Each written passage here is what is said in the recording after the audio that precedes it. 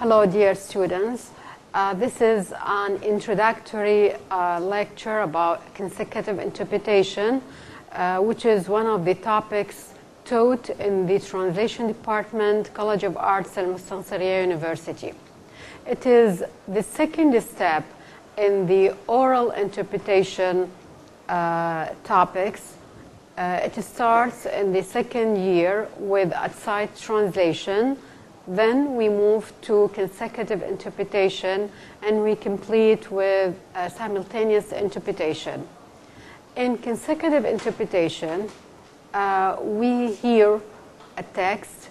It is put as audio or with the voice of the instructor, and then the student begins to interpret. The interpretation is done step by step, gradually, because the process is not an easy one. It's very difficult. It is classified internationally as one of the most difficult jobs for the brain of the human mind to be done. That's why what we do when we teach it is that we avoid putting the student in a state of shock. This state comes when the student faces very difficult tasks, difficult brain processes that he cannot conduct all at once and all of a sudden. So, the right way is to begin with memory training or memory drills. In consecutive interpretation, we need very high memory skills. These skills are usually developed by certain procedures. That's why whenever I start a class, I usually begin by introducing the students to texts in both languages, the source language and the target language.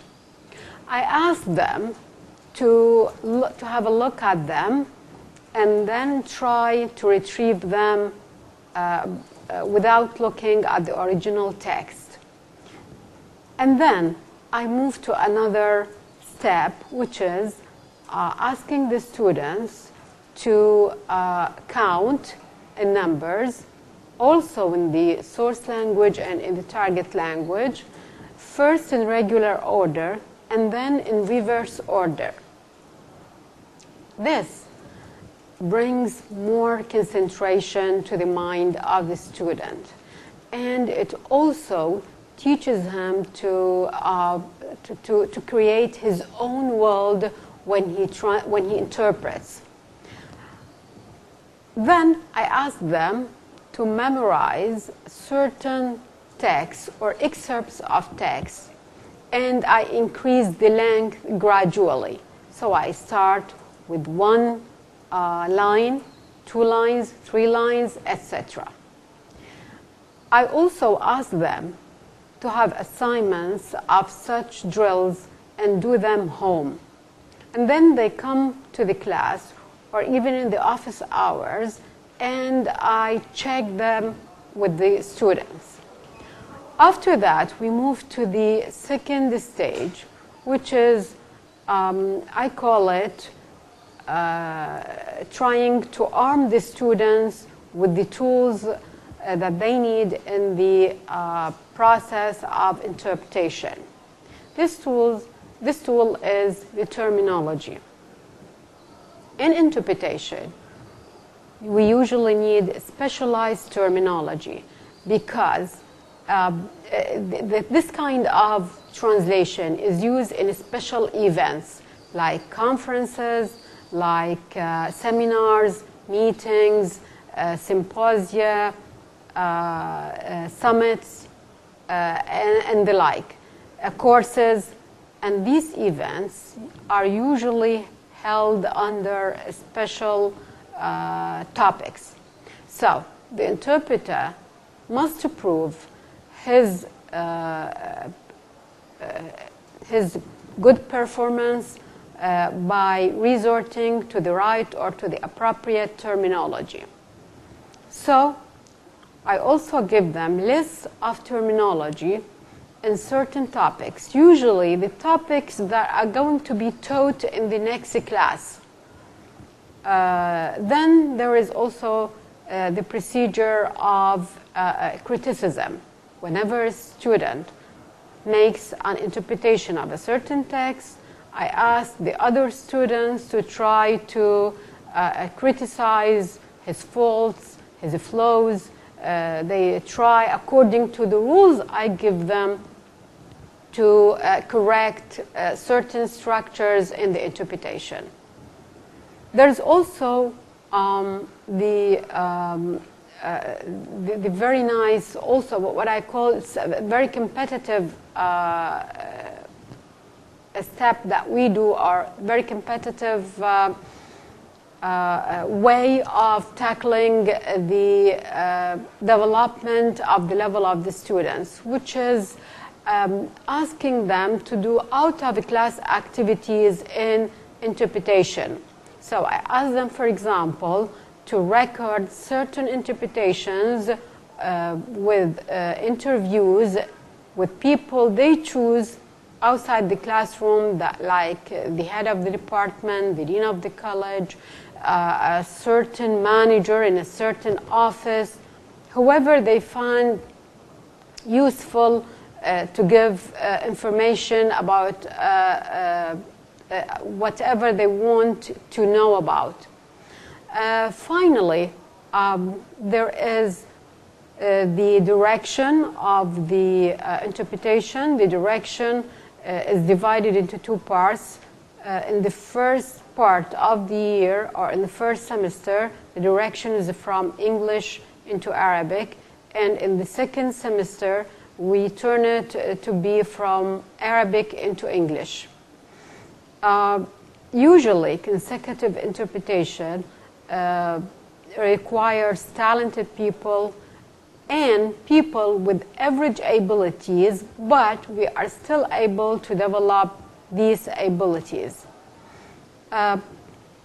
We discover talented people with interpretation or with consecutive interpretation in order to qualify them to be interpreters in the future, or to take this line in particular with their job careers after graduation. The following is a video clip. It's an example of the videos that are given to students. Usually, these videos are broadcast in the classroom, and they are divided into segments. Each segment doesn't, at the beginning, it doesn't exceed 10 seconds, and then we increase the time with the whenever they get more developed with their level. So the following is what we consider an average speed video, and it is this type of the topics that we usually start with the students.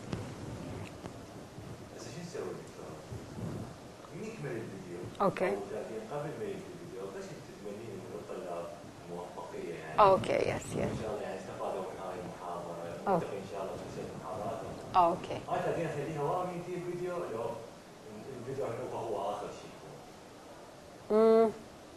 أعتقد قبل ما يبدأ الفيديو أفضل. إيه. إيه. حتى اللي ما يحب يسمع الفيديو ما مهتم به يكون سمع وشرح، ممكن تنزل فيديوهات أخرى. Finally, I would like to tell you that this is just an introductory clip, but a consecutive interpretation contains much more than what I have just introduced. I promise that I will give you more details about the training procedures, about the types of consecutive interpretation, about the types of terminology that are useful, and I may also try to bring students and give an interactive lecture in which you see how the lecture goes on live. Thank you very much.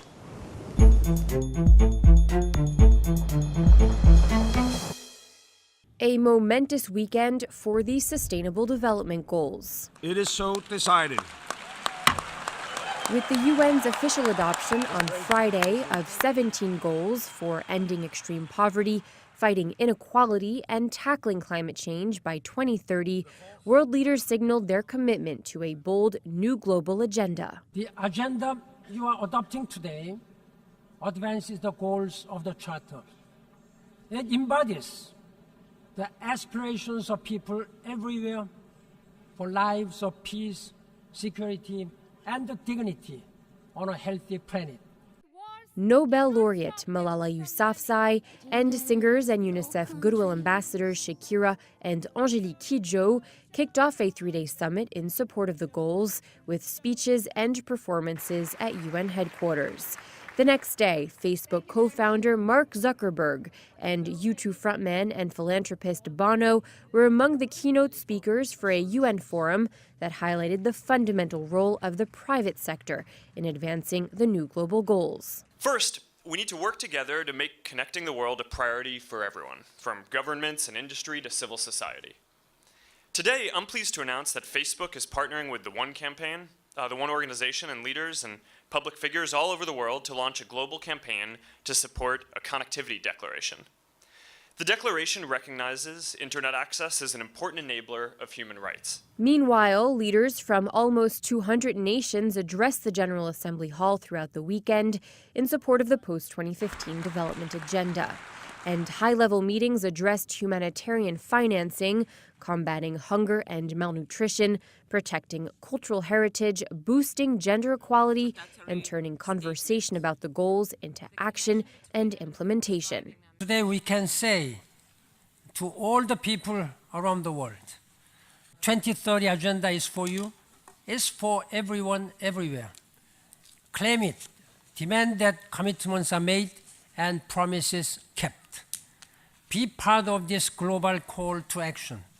Preparations across the United Nations system are in full swing to support you.